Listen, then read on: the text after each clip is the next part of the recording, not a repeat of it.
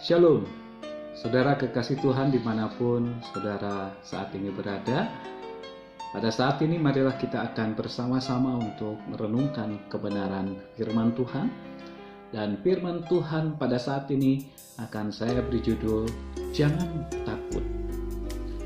Ayat Alkitab terdapat di dalam Markus pasal yang ke-6, ayat yang ke-45 sampai 52. Saya akan membacakan bagi saudara semuanya. Yesus berjalan di atas air. Sesudah itu Yesus segera memerintahkan murid-muridnya naik ke perahu dan berangkat lebih dulu ke seberang, ke Betsaida. Sementara itu ia menyuruh orang banyak pulang. Setelah ia berpisah dari mereka, ia pergi ke bukit untuk berdoa. Ketika hari sudah malam, perahu itu sudah di tengah danau. Yesus tinggal sendirian di darat. Ketika ia melihat betapa payahnya mereka mendayung karena angin sakal, maka kira-kira jam 3 malam ia datang kepada mereka berjalan di atas air, dan ia hendak melewati mereka. Ketika mereka melihat dia berjalan di atas air, mereka mengira bahwa ia adalah hantu.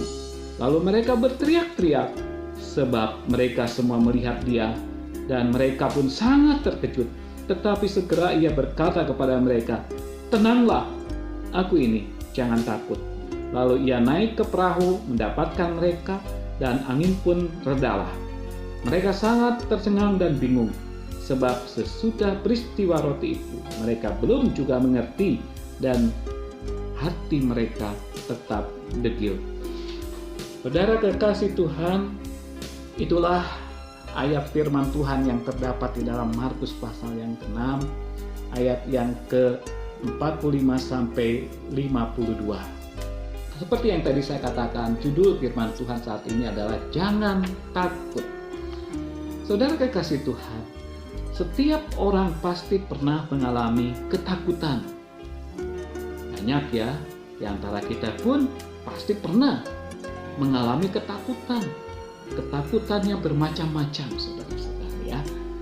Ketakutan akan masa depan hidup dan kehidupannya.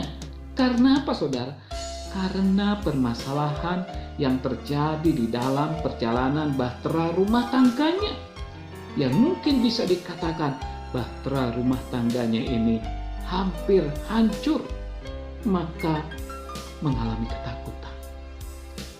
Ketakutan akan kondisi kesehatan karena sedang menghadapi sakit penyakit yang dialaminya, yang dideritanya, yang rupanya sakit penyakit itu tak kunjung sembuh. Ada juga orang yang takut. Takut apa salah? Ketakutan oleh karena beberapa bulan ke depan akan di PHK, pemutusan hubungan kerja dari perusahaannya, di mana ia sudah berpuluh-puluh tahun tetapi harus berhenti bekerja di perusahaan itu. Atau juga ketakutan karena saat ini kita juga sedang menghadapi COVID-19 yang sudah terjadi berbulan-bulan di hampir semua negara di dunia, dan banyak mengakibatkan orang meninggal. Banyak orang yang takut, bahkan takut yang berkelebihan terhadap virus tersebut. Saudara kekasih Tuhan, semua ketakutan itu membuat kehidupan seseorang menjadi bingung. Ketakutan itu membuat kehidupan seseorang menjadi kacau, atau dengan kata lain, hidup dan kehidupannya menjadi tidak tenang. Saudara kekasih Tuhan, di dalam ayat-ayat yang tadi saya bacakan, rupanya murid-murid daripada Yesus Kristus mengalami hal yang sama. Ketika mereka di dalam perjalanan menuju Betsaida, mereka memakai perahu, sementara Yesus masih ada di darat dan akan menyusul. Apa yang terjadi dialami oleh mereka? Di tengah danau mereka diterpa angin sakal. Saudara-saudara, Mereka mendayung dan mendayung perahu mereka, sehingga mereka payah. Mereka menjadi panik dan bisa dikatakan juga mereka ketakutan. Karena apa? Hampir tenggelam perahu yang mereka naiki. Mereka sudah berusaha untuk menangani angin tersebut disertai dengan rasa takut, saudara-saudara. Namun di bagian akhir dari Markus pasal yang ke-6 ayat yang ke-50, bagian akhir kalimat ini Yesus berkata apa, saudara? Tenanglah, aku ini, jangan takut. Itulah yang dikatakan Yesus kepada murid-muridnya yang dalam keadaan kebingungan, kepanikan, ketakutan oleh karena terpa angin saka. Saudara-saudara yang dikasihi dan mengasihi Tuhan Yesus Kristus, demikian juga Yesus katakan hal yang sama kepada kita sebagai anak-anaknya pada saat ini, di mana perahu kehidupan kita mungkin sedang diombang-ambingkan oleh ombak masalah, oleh ombak pergumulan yang sangat besar. Pada saat ini, saudara yang dikasihi Tuhan, marilah kita akan memperhatikan ada 3 hal yang harus kita mengerti dan perhatikan melalui pembacaan Alkitab di dalam Markus pasal yang ke-6 ayat 45 sampai 52 ini akan menolong Bapak Ibu Saudara dan saya untuk bagaimana cara untuk menghadapi. Kita harus yakin ada 3 hal. Yang pertama adalah Tuhan Yesus bertanggung jawab atas kehidupan setiap anak-anaknya. Yang kedua, pertolongan Tuhan Yesus tepat pada waktunya. Dan yang ketiga, pertolongan Tuhan Yesus di luar kemampuan manusia. Yang pertama, saudara dikasih Tuhan Yesus bertanggung jawab atas kehidupan setiap anak-anaknya. Ya, kita perlu mengingat kembali bahwa Yesus telah menjadikan kita, saudara dan saya, sebagai anak-anaknya. Maka Dia yang adalah Bapa kita tidak akan pernah membiarkan, akan meninggalkan anaknya, bahkan sampai jatuh, tenggelam dalam ombak masalah yang besar. Buktinya Yesus tahu apa yang dialami oleh murid-muridnya. Yesus berjalan di atas air. Yesus datang untuk apa, saudara? Untuk menolong mereka.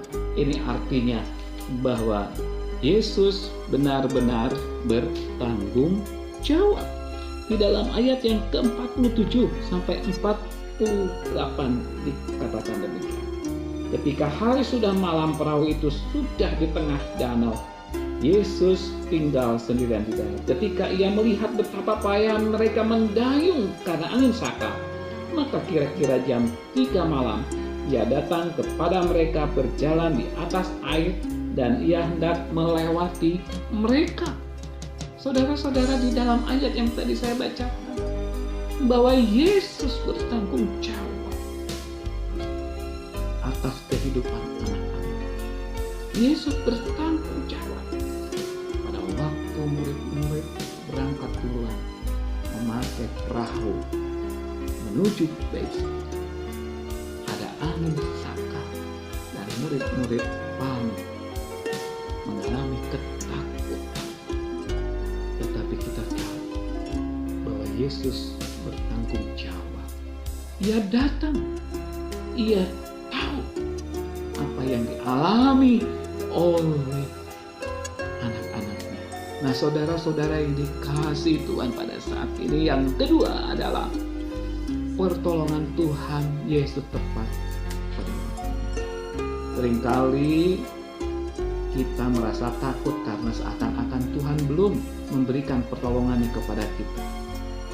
Tetapi Yesus berkata, saudara, di dalam ayat yang ke-49, saudara-saudara, Dikatakan di dalam ayat 40, ketika mereka melihat dia berjalan di atas air, mereka mengira bahwa ia adalah hantu. Lalu mereka berteriak-teriak.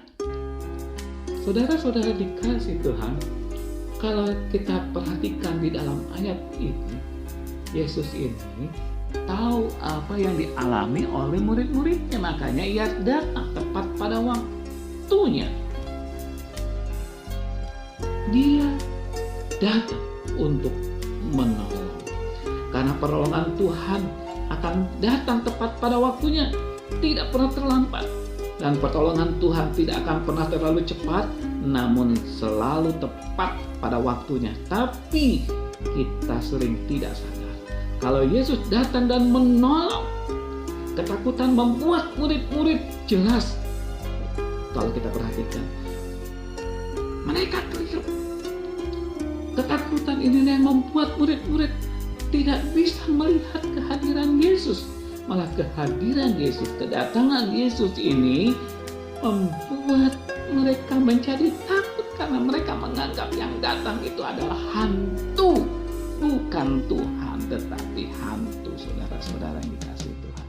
Yang ketiga, saudara-saudara, kita akan perhatikan, yaitu pertolongan Tuhan Yesus di luar kemampuan manusia. Ayat 50 sampai 51, baik saya membacakan. Sebab mereka semua melihat dia, dan mereka pun sangat terkejut. Tetapi mereka segera ia berkata kepada mereka, tenanglah, aku ini, jangan takut. Lalu ia naik ke perahu mendapatkan mereka, dan angin pun redalah. Mereka sangat tercengang dan bingung. Saudara, Yesus naik ke perahu, apa yang terjadi? Angin langsung reda. Saudara, kita sering memikirkan bagaimana Tuhan nanti akan menolong kita, tetapi seringkali apa yang kita pikirkan tidak seperti yang Tuhan kerjakan atas masalah yang sedang kita hadapi. Pertolongan Allah akan selalu di luar pemikiran kita. Pertolongan Allah akan selalu di luar kemampuan kita. Karena pertolongan Tuhan itu ajaib dan luar biasa. Saudara-saudara, Yesus naik ke atas perahu murid-muridnya, langsung angin saka itu hilang. Artinya, saudara, bagaimana dengan saudara pada saat ini? Pada waktu kita mengalami ketakutan apapun juga, saudara, marilah kita belajar bersama-sama melalui firman Tuhan pada saat ini, yaitu saudara, Tuhan Yesus bertanggung jawab atas kehidupan setiap anak-anaknya. Tuhan Yesus akan menolong tepat pada waktunya. Tuhan Yesus akan menolong kita di luar kemampuan manusia, yang artinya senantiasa ada keajaiban. Ada yang luar biasa yang Tuhan berikan kepada kita. Apapun yang kita hadapi pada saat ini, percayalah bahwa saudara dan saya yang percaya kepada Dia, kita sebagai anak-anak, kita tidak mungkin dibiarkan, apalagi ditinggalkan. Pada waktu kita mengalami ketakutan, bukalah hatimu, bukalah matamu. Karena apa? Karena Tuhan Yesus datang untuk menolong. Karena Tuhan Yesus datang untuk memberikan jalan keluar dalam setiap pergumulan permasalahan yang kita hadapi. Saya yakin biarlah firman Tuhan ini akan menjadi berkat bagi kita semuanya. Haleluya.